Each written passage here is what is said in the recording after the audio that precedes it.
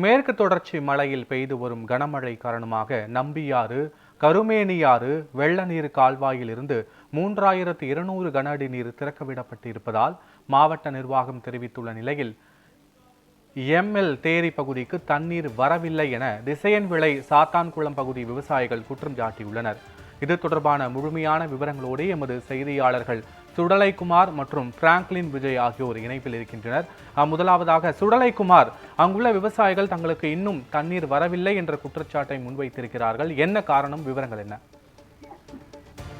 திருநெல்வேலி மாவட்டத்தை பொறுத்தவரையில் நாங்குநேரி, ராதாபுரம், சாத்தான்குளம், திசையன்விளை, உடன்குடி உள்ளிட்ட அந்த பகுதிகளானது வறட்சியான பகுதிகளாகவே காணப்படுகின்றது. ஒவ்வொரு ஆண்டும் பருவமழையின் பொழுது திருநெல்வேலி மாவட்டத்தில் உள்ள பிரதான அணைகளான பாபநாசம், மணிமுத்தாறு, சேர்வலாறு, நம்பியாறு உள்ளிட்ட பல்வேறு அணைகள் இருந்து செல்லக்கூடிய அந்த நீரானது வீணாக உபரியாக கடலில் கலப்பதை தடுத்து அந்த தண்ணீரை இந்த வறண்ட பகுதிகளுக்கு செல்வதற்காகவே கலைஞர் காலத்தில் இந்த வெள்ளநீர் கால்வாய் தாமிரபரணி, நம்பியாறு, கருமேனியாறு இந்த வெள்ளநீர் கால்வாய் திட்டமானது சுமார் 1000 கோடியில் கொண்டு வரப்பட்டது. இந்த பணிகள் அனைத்தும் நிறைவடைந்த பொழுது தற்பொழுது, அதாவது கடந்த ஆண்டு வெள்ளத்தின் போதே இந்த வெள்ளநீர் கால்வாயிலிருந்து தண்ணீரானது திறக்கப்பட்டது. கிட்டத்தட்ட 2023, 24 இந்த 2 ஆண்டுகளிலுமே வெள்ளநீர் கால்வாயிலிருந்து தண்ணீர் திறக்கப்பட்டும் கடைமடையான, அதாவது 4வது ரீச் என்று சொல்லக்கூடிய இந்த எம்எல் தேரி பகுதி, திசையன்விளை உள்ளிட்ட அந்த பகுதிகளுக்கு தண்ணீர் என்பது முழுமையாக சென்று சேராத ஒரு சூழல் தான் இருந்து வருகிறது. நேற்றைய நிலவரப்படி தாமிரபரணி ஆற்றை பொறுத்தவரையில் சுமார் 15,000 கன அடியானது மாநகர் பகுதியில் சென்று கொண்டிருப்பதாக நெல்லை மாவட்ட ஆட்சித்தலைவர் குமார் தெரிவித்திருந்தார். அதே போன்று மாவட்ட ஆட்சியர் அலுவலகத்தில் செய்தியாளர்களை சந்தித்த சபாநாயகர் அப்பாவு தெரிவிக்கும் பொழுது கூட தற்பொழுது 3200 கன அடி நீரானது உபரி நீர் வந்தால் அதனை வெள்ள கால்வாயிலிருந்து திறந்து விடப்படும். தற்பொழுது முதற்கட்டமாக 500 கன அடி நீர் சோதனை ஓட்டமாக திறந்து விடப்பட்டு 3200 கன அடி நீரானது கோரையாற்றிலிருந்து வெள்ளநீர் கால்வாய் மூலம் இணைக்கப்பட்டு இந்த நீரானது எம்எல் தேரி வரை கொண்டு செல்வதற்காக தண்ணீர் 3200 கன அடி நீர் தண்ணீர் திறந்து விடப்பட்டிருக்கிறதாகவும் 2 நாட்களுக்குள் இந்த கருமேனி ஆற்று பகுதிக்கு இந்த தண்ணீரானது சென்று கடைமடை வரை, அதாவது கருமேனி ஆறிலிருந்து செல்லக்கூடிய எம்எல் தேரி உள்ளிட்ட சாத்தான்குளம் பகுதி வரை இந்த நீரானது செல்லும் என்று தெரிவித்திருந்தார். குறிப்பாக இந்த திறக்கப்படக்கூடிய இந்த 3200 கன அடி நீரில் 600 கன அடி தண்ணீர் நம்பியாற்றிற்கும் விஜயநாராயண குளத்திற்கு 400 கன அடி தண்ணீரும் திறக்கப்படும் என்றும், இது போன்று 1380 கன அடி தண்ணீரானது திறக்கப்பட்டு கருமேனி ஆற்றிலிருந்து திறக்கப்படக்கூடிய இந்த 1380 கன அடி தண்ணீரானது எம்எல் தேரிக்கு 500 கன அடி நீர் செல்லும் என்றும் தெரிவிக்கப்பட்டிருந்தது. ஆனால் கடந்த ஆண்டும் இதே நிலைதான், தண்ணீர் முழுமையாக திறக்கப்பட்டும் அங்கு செல்லாததற்கு காரணம் அந்தந்த குளங்கள் நிரம்பிதான் கடைமடை அந்த எம்எல் தேரிக்கானது இந்த நீரானது செல்ல முடியும். தற்பொழுது நிலவரப்படி, அதாவது நேற்றைய தினம் 3200 கன அடி வெள்ளநீர் கால்வாயில் திறக்கப்பட்டிருக்கிறது.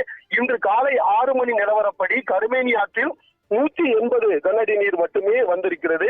நாளை அல்லது நாளை மறுநாள் தான் இந்த உபரி நீர் 3200 கன அடி நீர் வந்ததற்கு பிறகுதான் கருமேனி ஆற்றில் தண்ணீர் திறக்கப்பட்டு அங்கிருந்து நம்பி ஆற்றிற்கும் விஜயநாராயணம் குளத்திற்கும் தண்ணீர் திறந்து விடப்படும். இருந்தால் 2 நாட்களுக்கு பிறகு இந்த தண்ணீரானது அந்த குளத்திற்கும் நம்பியாற்றிற்கும் செல்லும். அந்த குளம் நிறைந்த பிறகே அடுத்தடுத்து உள்ள குளங்கள் நிறைந்து எம்எல் தேரிக்கு இந்த தண்ணீர் செல்லக்கூடிய சூழல் வகையில் இந்த வெள்ளநீர் கால்வாய் என்பது அமைக்கப்பட்டிருக்கிறது. ஆனால் கடந்த 2 ஆண்டுகளாக தற்பொழுது இன்று காலை நிலவரப்படி கூட மணிமுத்தாறு அணையிலிருந்து 5 மதகுகள் திறக்கப்பட்டு ஆற்றில் இந்த தண்ணீரானது வீணாக திறக்கப்பட்டிருக்கிறது. அரசு தரப்பில் நாம் கேட்ட பொழுது 28, 29ஆம் தேதிகளில் அதிக கனமழை இருப்பதன் காரணமாக இந்த ஆற்றில் தண்ணீர் திறந்து விடப்பட்டதாக அவர்கள் தெரிவிக்கிறார்கள். ஆனால் இந்த நவம்பர் 1ஆம் தேதி அன்றே பெருங்கால் 40 அடி கால், 80 அடி கால் உள்ளிட்ட அனைத்து கால்களிலும் தண்ணீர் திறக்கப்பட்டாலும் முறையாக எம்எல் தேரி வரை இந்த தண்ணீர் செல்லாத ஒரு சூழலே தொடர்ச்சியாக ஒவ்வொரு மழைக்காலங்களும் காணப்படுகிறது. ஏனென்றால் ஆற்றில் வீணாக திறக்கப்படக்கூடிய இந்த தண்ணீரை முன்னதாகவே இந்த வெள்ளநீர் கால்வாயில் தண்ணீர் திறக்கப்பட்டு கடைமடை வரை இந்த தண்ணீர் கிடைக்க வேண்டும் என்பதுதான் விவசாயிகளின் கோரிக்கையாக இருக்கின்றது. கிட்டத்தட்ட ஸ்ரீவைகுண்டம் தாமிரபரணி ஆற்றில் கடைசி அணைக்கட்டான 7வது அணைக்கட்டான ஸ்ரீவைகுண்டத்திலிருந்து கிட்டத்தட்ட 25,000 கன அடிக்கு நீருக்கு மேலாக இந்த தண்ணீரானது உபரி நீராக கடலுக்கு சென்று கொண்டிருக்கிறது. ஒவ்வொரு ஆண்டும் இதே சூழல் தான் காணப்படுகிறது. இப்படி உபரி நீராக செல்லக்கூடிய அந்த நீர் கடைமடையான எம்எல் தேரி வரை செல்வதற்கு 1000 கோடிக்கும் மேல் பணம் செலவிட்டு இந்த பணிகள் நிறைவு பெற்றிருந்தாலும் தற்பொழுது வரை அங்கு தண்ணீர் வரவில்லை என்பதுதான் விவசாயிகளுடைய குற்றச்சாட்டாக இருக்கிறது. நீர் மேலாண்மையை பொறுத்தவரையில் முழுமையாக செயல்படுத்த வேண்டும்.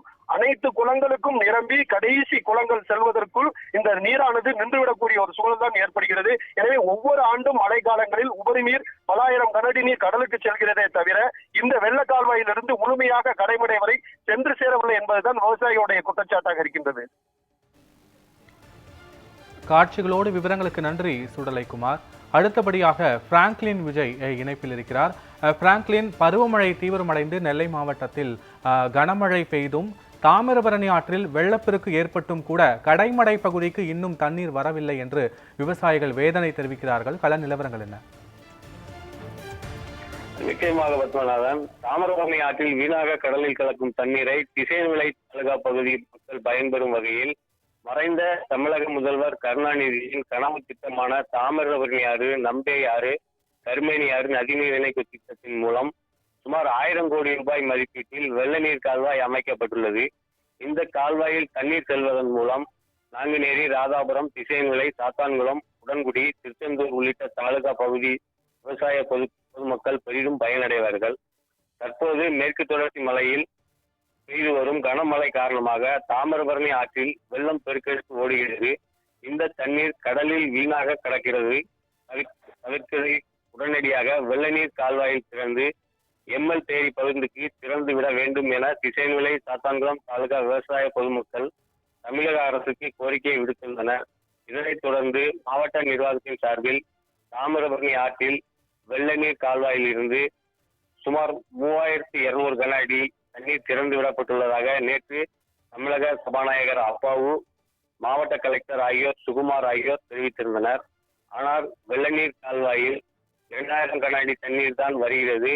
அதுவும் திசையன்விளை அருகே உள்ள எம்எல் தேரி பகுதிக்கு வருவதற்கு முன்பாக திணையுரணி தடுப்பு பகுதிக்கு தான் வந்துள்ளது. அங்கிருந்து எம்எல் தேரி பகுதிக்கு தண்ணீர் திறந்து விடாததால் திசையன்விளை பகுதியில் அமைந்துள்ள எம்எல் தேரிக்கு தண்ணீர் வரும் இன்னும் தண்ணீர் வராததால் விவசாய மக்கள் ஏமாற்றம் அடைந்துள்ளனர். மேலும் இந்த எம்எல் தேரி பகுதியானது எவ்வளவு நீர் வந்தாலும் உறிஞ்சும் தன்மை உள்ளது. இதனால் இப்பகுதியில் உள்ள குடிநீர் உப்பு தன்மையில் இருந்து மாறுபடும் எனவும் ஆண்டுக்கு 3 முதல் 4 முறையாவது எம்எல் தேரி பகுதிக்கு தண்ணீர் தர வேண்டும் எனவும் இப்பகுதி விவசாயிகள் கோரிக்கை விடுக்கின்றனர். பத்மநாதன்,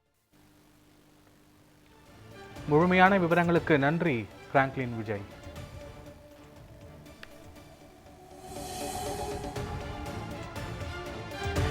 சாத்தான்குளம், நாங்குநேரி மலை பிரதேசம்.